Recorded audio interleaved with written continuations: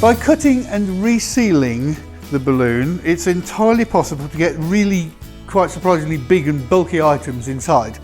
And the anagram Crystal Clearz are perfect for this because of the material that they're made from, and the stretchiness gives you lots of scope. So there's a couple of examples here. This one is a Clearz Petite, and we've inserted a flower arrangement in here which would make an ideal base, centerpiece base for a wedding or something like that, with slide balloons above it. It's a wonderful gift for almost any occasion, and particularly Valentine's Day or something like that if you use red roses, Mother's Day, loads and loads of different possibilities. And the flowers are put in through an incision that we've made in the balloon and then resealed. On this side, done something a little bit more dramatic for Halloween, and have put a really big skull inside there, so we're pushing the envelope as much as possible. And it was surprisingly simple once you know the technique how to do it. Dressed it up with little battery operated lights, cutouts, things like that. To demonstrate, I'm going to put this teddy bear inside a clear balloon, and in order to do so we need to make an opening in the balloon in the position where it's going to be least obvious. So both of these examples here, the cut is in the bottom of the balloon on the side opposite the neck, so here. Now, because then it sits down and you can't see where the seal is. But you can put the opening wherever you want, depending on the design that you're going for. First thing we need to do in this case is to remove the valve. It's not actually strictly necessary because we're putting the items in elsewhere, but with this one, because Teddy has a tendency to fall over, he's not terribly stable, I've tied a monofilament to the top of his head here, and that monofilament will go up and out through the neck of the balloon to hold him up. And we can't do that if the valve is in place. So first step is to put a little air into the balloon.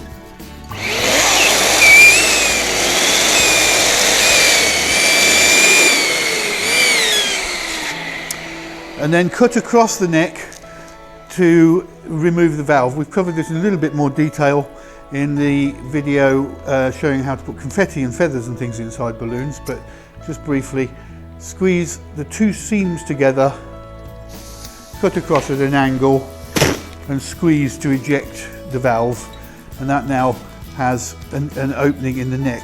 I always like to remove these sticky labels because they always seem to be in the way when you're coming to tie the neck. Squash the balloon down to get the air out, and then decide where you want your cut to be.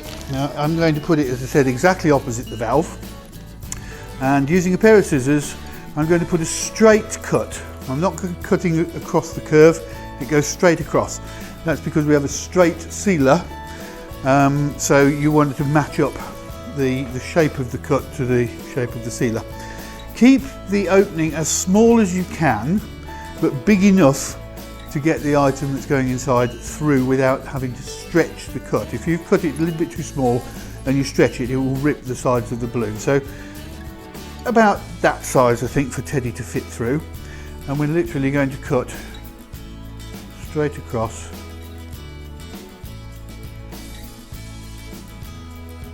Like that. So if I can pull, using the little bit of air that's left inside the balloon, if I can pull the sides apart, I will. If you can't, then a little bit more air inside will soon do the job. They do have a tendency to stick together rather, so open it up again with another blast of air.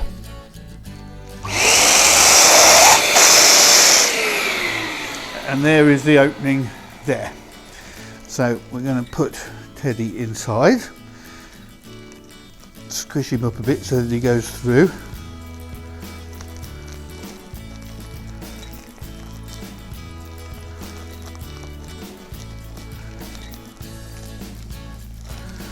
And then before you get too far, push the monofilament up through the neck of the balloon. Now, to make that a little bit easier for me and also a little bit easier to see, I've tied the monofilament to a piece of blue ribbon that I can push through the neck of the balloon.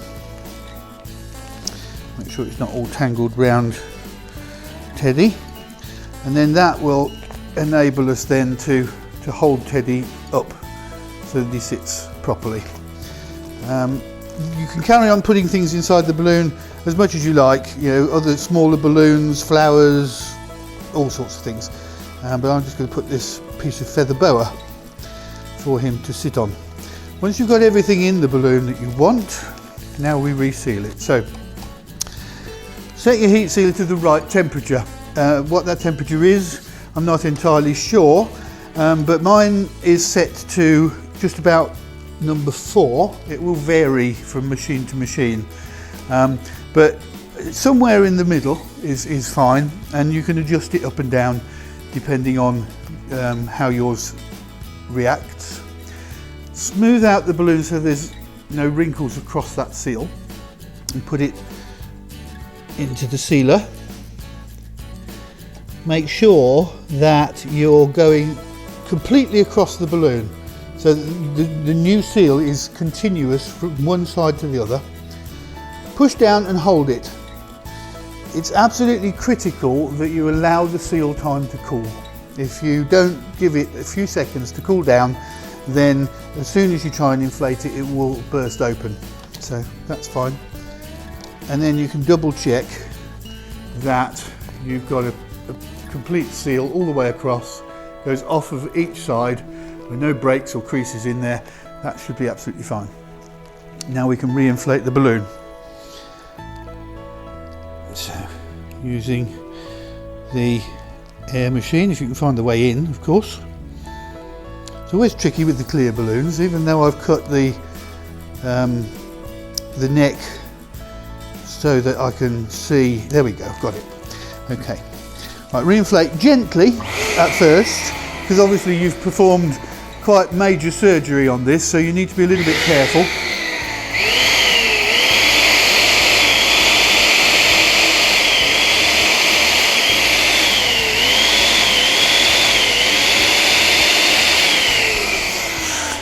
That should be big enough. I'm going to lift Teddy out of the way with the monofilament, shake the feathers so that they sit nicely, and then lower him back into position. And once I'm happy with where he's sitting, I can then spin the balloon and tie it off. And I will tie it off with a piece of ribbon or an uninflated modelling balloon or something along those lines, but I do tend to favour ribbon for some reason. It suits me. Once I've gone round 2 or 3 times, I just fold the neck of the balloon over and tie again, just to doubly secure that. We can then remove the remainder of the monofilament, sit him on a base and dress him up however we like. I'll just put a couple of nice satin bows on the top. So it's quite simple, as long as you remember to make sure that the seal is continuous, the seal is straight, and you hang on to the heat sealer to allow the time to cool. You should have no issues. If you do find that you've got a leak, a tiny little bit that you missed, reseal it. You know, it is not a ruined balloon. You can literally just seal it again a little bit further in and it will work fine. So you do get a number of chances. Now, it's also possible to do this technique with helium filled balloons, but obviously you've got to be careful of the weight that you add, but it can work extremely well and again produce an effect that people will be very surprised to see. So I'm going to put this very large artificial flower into this balloon here. This time I'm going to leave the valve in. I don't need to remove the valve. So I'm going to cut straight across the bottom. Don't need a very big opening this time because the flower will squash quite small. Cut it off.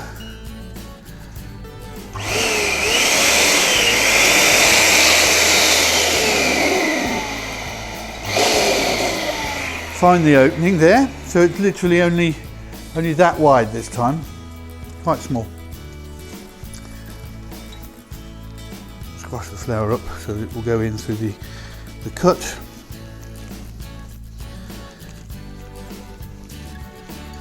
Again, if you've made the opening a little bit too small, then you do get the option, obviously, just to make it a little bit bigger, but you can't make it smaller if you've made it too big in the first place.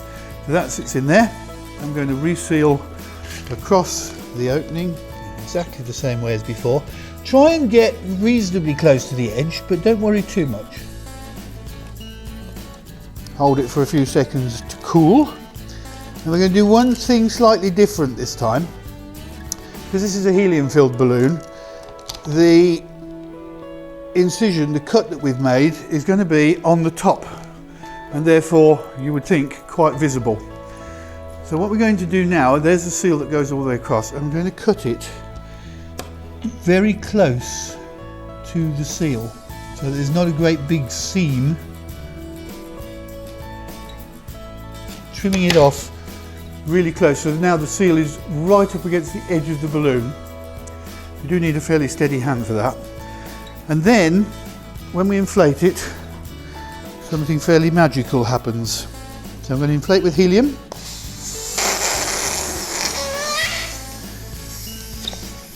Okay, so you can see there's a straight seal, so we've got a nice round balloon with a straight bit across the top. But as we continue to inflate, you'll see that that begins to become curved, and then the seam that we've got that is currently sticking up will fold over and disappear. There it goes.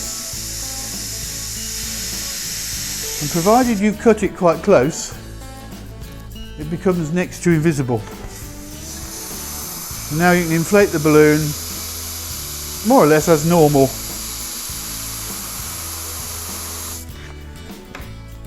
The flower will sit over the valve, so we can just tie it off as we would any other balloon. And no one will be any the wiser as to how the flower got in there. So where you can use techniques like this, it really does enhance the perception of what you're doing, because it's just that little element of mystery. Tie a couple of bows on the bottom. Well, one will do, I think, on this occasion. One will be sufficient, just to hide the neck of the balloon. And there you have it.